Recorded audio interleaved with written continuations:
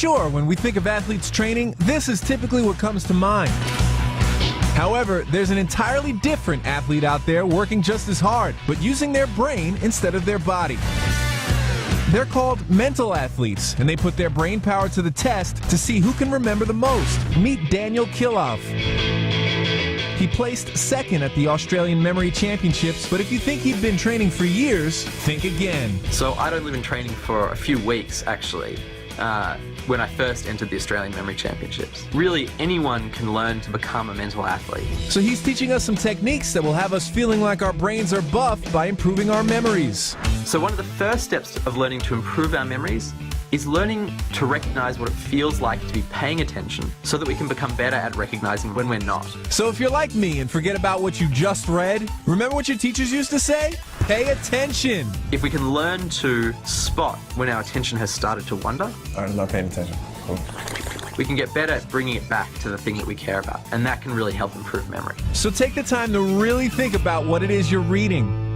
The second thing is visualization. If you have problems remembering your shopping list, Daniel suggests visualizing your list using the ancient technique of the memory palace. It involves taking a location that you know well, and then basically imagining yourself traveling through that location, and then at kind of key spots along that journey, placing down images that stand in for whatever it is that you want to remember. So suppose that we wanted to remember a shopping list of milk, bread, and oranges. And let's imagine, for example, that this bookshelf is our memory palace. I might imagine over here, there's a loaf of bread sitting on top of the books.